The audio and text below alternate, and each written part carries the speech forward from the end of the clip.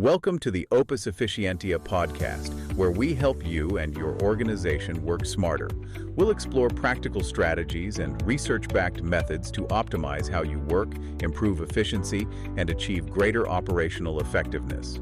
Today, we're tackling something that sounds simple, but is actually, well, a huge strategic tool, Know Your Audience, KYA. And our mission today, it's really about figuring out how understanding the person on the other end changes everything, how it makes sure your message actually lands, instead of just vanishing.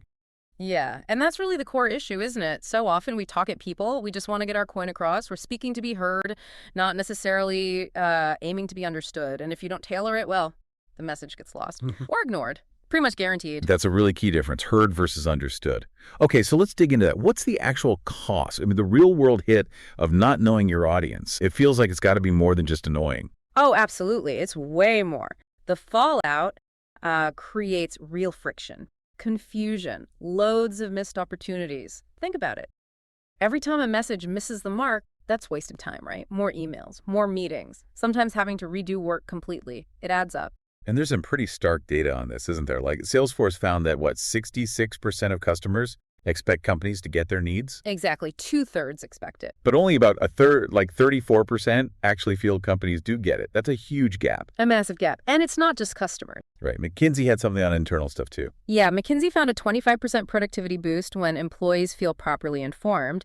And the key word there is properly, meaning the communication is actually relevant to their job. Wow, 25%. So misaligned communication isn't just inefficient. It's actively holding things back. Precisely. It's a drag on everything. Slows things down, wastes effort, costs money, and you lose that strategic edge. Okay, so we've talked about the pain. Let's flip it. What are the actual advantages, the strategic benefits you get when you really nail KYA? What makes it such a powerful differentiator? Right, the upside.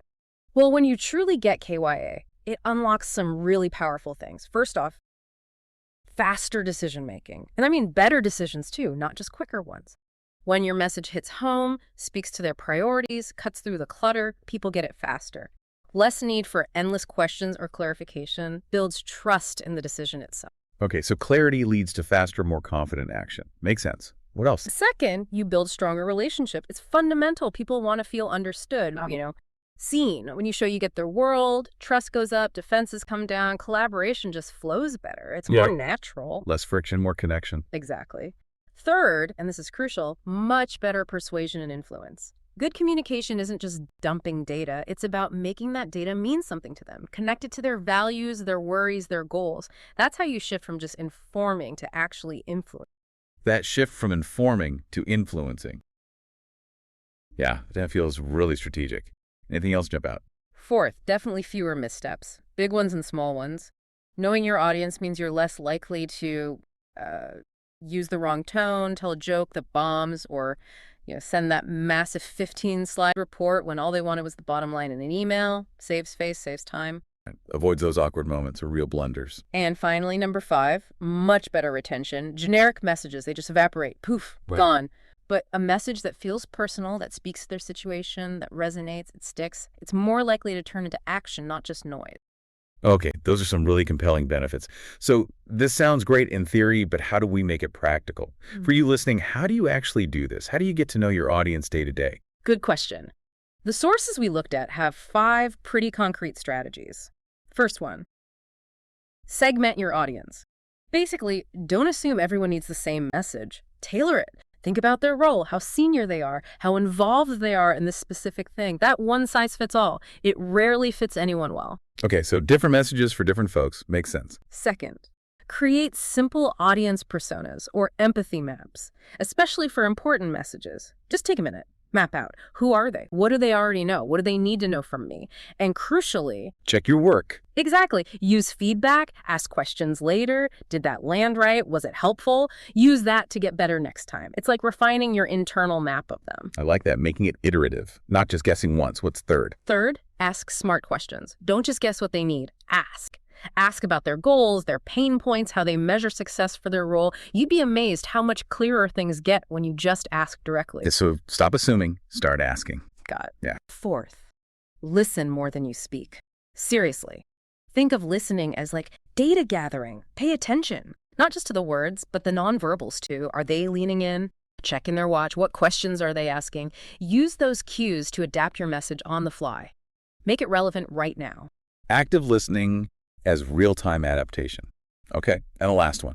And finally, observe communication styles. People process info differently, right? Some love bullet points, quick, to the point. Others need a story to connect. Some want all the data, others just the big picture. Pay attention to what seems to work for them. And if you're not sure, just ask, hey, do you prefer a quick summary up front, or should I walk you through the details? It's simple, but it shows you care about communicating effectively with them. those are super practical. And I know the material also boils this down to a really simple framework, right? KYA. It does, yeah, the KYA framework, nice and easy to remember. So K is for know their context, understand their world. What pressures are they under? What jargon do they use? What's their emotional state even? You got to get their landscape. Know their world. Okay, and why? Y stands for your message must match their needs. Big shift here. It's not about what you want to dump on them. It's about what they need to hear, understand, and maybe act on. Address their priorities, their concerns. So make it relevant to them. And A. A is for adapt in real time. KYA isn't something you do once and forget. It's ongoing. Great communicators are constantly adjusting, reading the room, watching body language, listening to questions, and tweaking their approach. It's like conversation choreography. Conversation choreography. I love that. It really paints a picture of that dynamic adjustment. It's not static prep, it's live. Okay, let's make this even more concrete. Can you give us some examples? How does this KYA stuff actually look day to day? Sure. Let's walk through a few common scenarios. Yeah. Say you're emailing leadership, your audience, busy execs, high-level view, need decisions. So tailoring means lead with the outcome or the bottom line. Keep it super brief. Use bullet points for options if you can. Clear ask at the end. Right. Like subject, engagement drop recommendation, then. Seeing a 12% dip in engagement, recommend we implement action X to reverse. Need green light to proceed. Thanks. Short, clear, actionable. Got it. Okay, what about talking to peers? Right, collaborating with peers. They're busy too, juggling stuff just like you. So tailor by making it human. Collaborative. Use we and us. Ask for their thoughts. What do you think? Be clear, but maybe less formal than with leadership. So maybe something like, Yeah, like, hey, I got a rough idea I'm kicking around for the client presentation. Does this align with what you're hearing on your end? Would love your take. It's an invitation. yeah, feels much more collaborative. Okay, tricky one. Cross-functional teams, different departments, different languages sometimes. Oh, yes, the cross-functional challenge. Your audience speaks marketing and you speak engineering. Your job is to be the translator. Use analogies. Simple visuals help bridge gaps. Define your jargon or avoid it. Like the relay race example. Exactly. Think of it like a relay race. Product builds the baton, marketing grabs it to run the final lap with the customer, makes it click. Nice. And one more, onboarding someone new. Good one. Onboarding a new team member, their context is overwhelming, probably. Lots to learn. So you tailor by slowing down. Give context, not just instructions. Why do we do it this way? And crucially, share the unwritten The rules. stuff not in the manual. Right, like, okay, here's the official process, doc. But honestly, when we're under deadline, here's how we actually handle X or Y, just so you know. That builds trust and helps them navigate reality fast. These examples really drive it home. It's not just abstract, it's about specific choices in specific situations.